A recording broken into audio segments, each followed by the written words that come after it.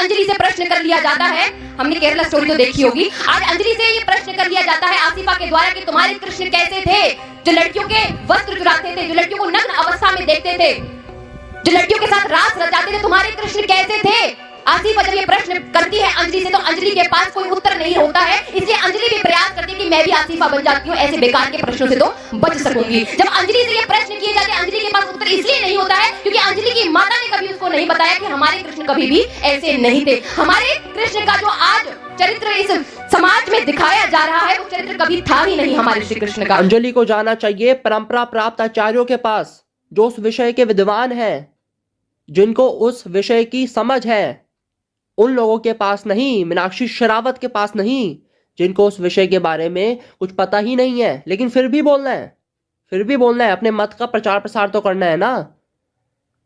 क्योंकि किसी के साथ मित्रता कर ली है तो उस मित्रता को निभाने के लिए अब उसकी मत को हम मानना पड़ेगा, अब उसके ही मत का प्रचार प्रसार करना पड़ेगा। जो एक साल पहले कुछ और करती थी अब कुछ और करना पड़ेगा, उसके पास नहीं जाना चाहिए। मीनाक्षी शेरावत और आसिफा में कोई अंतर दिख रहा है क्या? कैसे? ये जो इतनी बड़ी बात मैं कह रहा हूं कैसे बोल रहा हूं?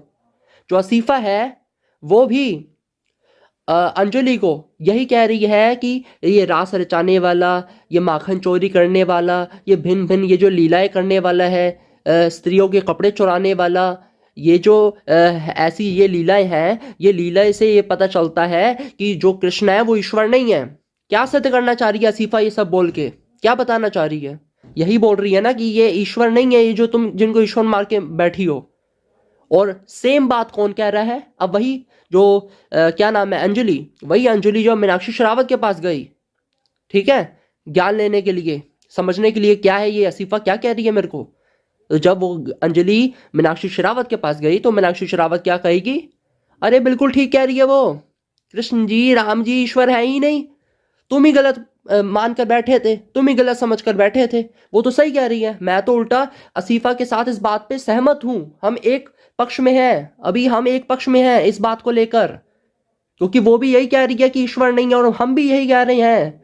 मीनाक्षी शेरावत, गौतम खट्टर, अंकुर आर्य और भी जितने भी लोग हैं, हम सब यही कह रहे हैं कि कृष्ण जी ईश्वर नहीं है, राम जी ईश्वर नहीं है, तुम ही ईश्वर मान के बैठे हो।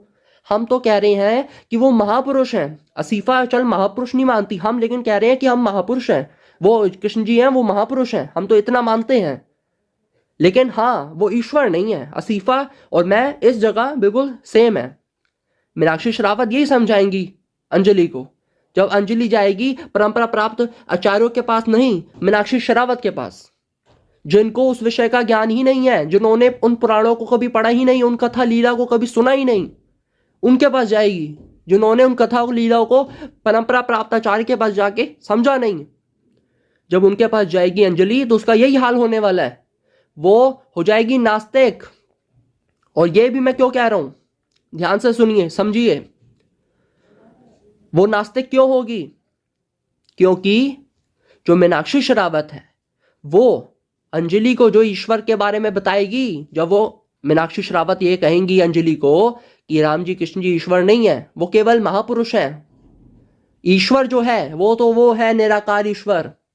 अब उस निराकार ईश्वर के बारे में जब मीनाक्षी शेरावत अंजलि को बताने लगेंगी तो मीनाक्षी शेरावत ये भी बताएंगी वो जो निराकार है ना ईश्वर, वो अवतार नहीं ले सकता, वो हमारी इंद्रियों का विषय नहीं बन सकता, वो सकार सगुण सकार नहीं हो सकता, वो बाधित है, कुल मिला के बाधित है, सीमित है, नियमित है। उस ईश्वर के बारे में बताने लगेंगी तो वो ईश्वर ईश्वर ही सिद्ध नहीं होगा। मीनाक्षी शेरावत जिस ईश्वर के बारे में बताएंगी कि कृष्ण जी राम जी को ईश्वर मत मानो, वो ईश्वर है ही नहीं। यहाँ पे आसिफा सही कह रही है। और मैं जिस ईश्वर के बारे में बता रही हूँ वो जो निराकार ईश्वर है वो साकार हो ही नहीं सकता, वो बाधित है, नियमित है। और जो बाधित है, नियमित है, सीमित है, वो ईश्वर ईश्वर ही नहीं है। यानी मीनाक्षी शेरावत उस अंजलि को नास्तिकता की ओर ले जाएंगी कि भाई पहली बात तो जिनको तुम ईश्वर मान के बैठी हो राम जी कृष्ण जी, वो तो ईश्वर नहीं है, और जो मैं ईश्वर दे रही हूं वो भी ईश्वर सिद्ध नहीं हो रहा, तो क्या तुम नास्तिक बन जाओ? ये कर रही है मीनाक्षी शेरावत अंजलि के साथ। अच्छा भला अंजलि को जाना चाहिए था परंपरा प्राप्त आचार्यों तक, परंतु मीनाक्षी शेरावत की वीडियो उसके समक्ष आ जाती है, या फिर मीनाक्षी शेरावत स्वयं ही उसके समक्ष आ जाती है और वो अपना एक और ऐसा ईश्वर है उसके ऊपर थोपती है जो ईश्वर से ईश्वरी सिद्ध नहीं होता। सर्वशक्तिमान का अर्थ क्या होता है? सर्व क्या? सब कुछ, सब कुछ।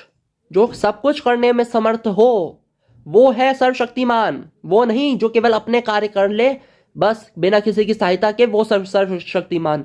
फिर अच्छा, आत्मनिर्भर किसको कहेंगे? तो वो अलग है। यानी आत्मनिर्भर और जो सर्वशक्तिमान है ना, वो एक ही है। मतलब कुछ बातें आपको समझ में आ रही हैं? सर्वशक्तिमान का अर्थ क्या? सर्व क्या? जो सब कुछ कर सके। परंतु इनका ईश्वर सब कुछ नहीं कर सकता, वो अवतार ग्रहण नहीं कर सकता। वो भक्त के अनन्य भाव से पुकारने पर भी उसके समक्ष नहीं आ सकता इनका ईश्वर। भगवत गीता में भगवान कहते हैं कि मेरी प्राप्ति, भगवत प्राप्ति भगवान के साकार रूप को भजकर भी होगी और निराकार रूप को भी भजकर होगी, परंतु वो योगियों में श्रेष्ठ है जो भगवान के साकार रूप को भजता है, और जो निराकार को भी भजेगा उसको भी भगवान की प्राप्ति होगी, परंतु वो कठिन है। उसके लिए आपको अपनी इंद्रियों को और इंद्रियों को से विषयों का ग्रहण खत्म करना पड़ेगा, समाप्त करना पड़ेगा। अपनी इच्छाएं, आसक्ति विषयों के प्रति उसको समाप्त करना पड़ेगा। उसके बाद आप वो ध्यान लगा पाएंगे निराकार ईश्वर का। वो है, उससे भी भगवत प्राप्ति हो सकती है, परंतु वो कठिन मार्ग है। इसलिए जिनको उन ग्रंथों का ज्ञान है जिससे आसिफा प्रश्न पूछ रही है, उन ग्रंथों का जिनको ज्ञान है उनके पास जाकर उन ग्रंथों का अध्ययन करिए, उसके वास्तविक अर्थ को समझिए। अपने आप से यदि पढ़ेंगे तो स्वयं भी नास्तिक हुए बिना नहीं रहोगे, और मीनाक्षी शेरावत के पास जाओगे उस ग्रंथ का ज्ञान लेने के लिए ऐसे व्यक्ति से जिसको उस ग्रंथ का कोई ज्ञान है ही नहीं, तो आप फिर भी नास्तिक हुए बिना नहीं रहोगे। क्योंकि पहली बात तो वो यही कहेगी कि वो आसिफा जो बता रही है वो सच है, तुम्हें वही मानना है। आसिफा जो बता रही है वही मतलब है कथा का, इससे हटके कुछ इसका अलग कोई और अर्थ नहीं है। वो जो बता रही है ना वही सत्य है। ये तो सबसे पहले तो आपका यहाँ पर ब्रेन वॉश करेगी मीनाक्षी शेरावत। उसके बाद एक ऐसा ईश्वर आपको बताएगी जो अवतार ही नहीं ले सकता, जो ईश्वर ही सिद्ध नहीं हो रहा। और ऐसे लोगों को भगवान ने क्या कहा है पता है? भगवत गीता पढ़ेंगे तो पता चलेगा। इन जैसे लोगों के पास जाएंगे जिनको ग्रंथों का ज्ञान ही नहीं है, तो क्या पता चलेगा, क्या समझ में आएगा? भगवत गीता का अनुशीलन करने पर यह समझ आता है कि भगवान श्री कृष्ण को ईश्वर ना मानकर जो लोग मनुष्य मानते हैं, ऐसे लोग कौन है? ऐसे लोग हैं मूर्ख। ऐसे लोग मूर्ख हैं, कृष्ण जी कह रहे हैं। जो लोग भगवान के परम भाव को ना जानते हुए भगवान मनुष्य जैसे दिख रहे हैं तो उनको मनुष्य ही जो मान रहे हैं और उनके परम भाव को नहीं जानते, ऐसे लोग मूर्ख हैं, कृष्ण जी कह रहे हैं। तो समझ रहे हैं आप?